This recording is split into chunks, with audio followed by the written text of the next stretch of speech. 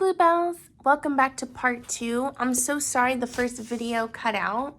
I'm going to read a few more things to you and then close out introduction. All right, we left off over here. So St. Paul in Romans is referring to the eternal knowledge that God has planted within us, our innate sense of personhood, of being made in the image of God with a conscience. For what we can know about God is plain to them because God has shown it to them. Paul refers to the law of God in the Old Testament and to the internal law written upon the hearts of all men. You will see here the eternal witness to God and his law, when Gentiles who have not the law do by nature what the law requires. They are a law to themselves, even though they do not have the law. They show that what the law requires is written on their hearts, while their conscience also bears witness, and their conflicting thoughts accuse or perhaps excuse them. We begin with these two enormous clues. So it's going into more about the Creator, obviously God, and the different ways to look at it. And really this one is speaking devoid of emotion and more scientifical and more robotic almost, which is false. And I'll zoom in a little for you guys. Can you guys see? Let me do it this way. So I'll read right here. You guys can see. So here we have and find a personal and infinite God who created the world and man by an act of his will and for his pleasure. He is separate and apart from his creation, yet it bears his imprint.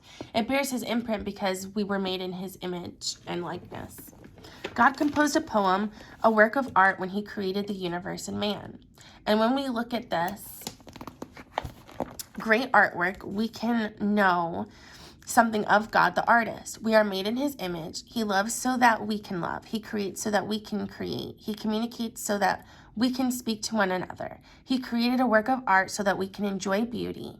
He can choose, so we've been given free will in his image. He is intelligent, so we can reason and have abstract thoughts. He is infinite, so we have a reference point to give meaning to those, to give meaning to us and all of existence. Even the great scientists have explained science as thinking God's thoughts after him. The meaning of Genesis. All of this brings us back to the book of Genesis, a beautiful and profound story that is a revelatory truth from God. He wants us to know who he is, who we are, what he created. He wants us to know why things are not perfect today and the way he intended them to be. He explains that mankind violated the moral law and disrupted the universe. Even St. Paul says the whole creation is groaning because of man's rebellion against the Creator. C.S. Lewis described it brilliantly in his book Out of the Silent Planet. He says the whole universe still sings and shimmers in the beauty of God's artistry and poetry. But Earth is now the bent planet. Corruption and evil entered the paradise created by God.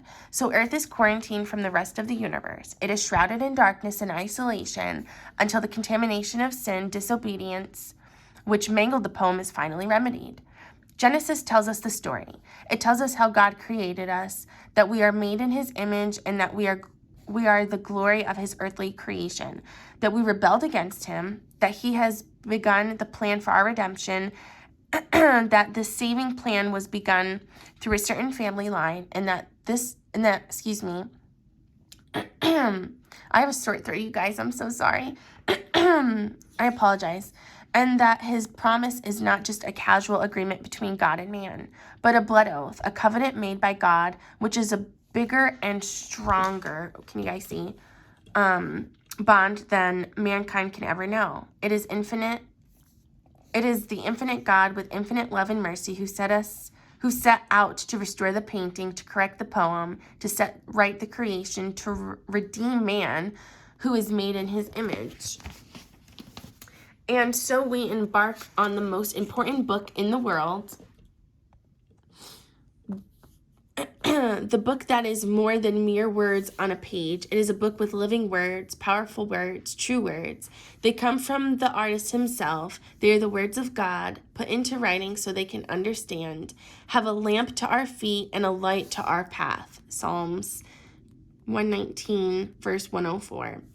These words are filled with life and give us hope. They point back to the love God demonstrated when he made us and forward to the final salvation he will bring us through his own son. This is Genesis. Oops, sorry guys. This is Genesis. We have been gifted by God, and we have been gifted by God with these words in our very hands. The words contained in this treasure are sweeter than honey and more life-giving than food. Blessed be God forever. This is very, very important because it really speaks to everything that we're about to embark on together, you guys.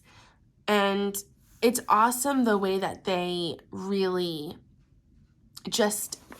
the introduction is awesome, but personally, when you start really getting into the textbook within each chapter, it's completely different. So take my word for it. But this is what we're going to do. So next video for next Sunday, it's not going to be this. It's going to be a little tiny review of the terms that are going to be not just in the introduction, because I do want to reiterate that. And I do want to go over the Trinity as well. And I feel like that's probably a good place to start. So this is what it's going to look like. We're going to have our pre-term study, which is basically going over terms within introduction in chapter 1. So we kind of have our footing within introduction, and then we'll start to learn more as we go on. And then I'll have a little rundown about taking notes, and if you guys want to have a Bible study binder. Next video will either be a dedicated video about the Trinity. I know I went over it a little bit with you guys today in part 1. Again, I apologize that this is cut into 2 parts, but my camera my phone, I don't know what happened. It decided to stop recording. So, but anyway, so no worries. I definitely think we'll have time, you know, to go over different things. I just want to make sure you all have all of the necessary background before we really start going in. So I'll let you guys know. But as far as I'm concerned, class will probably start the week after next, unless anybody's confused about anything we went over today.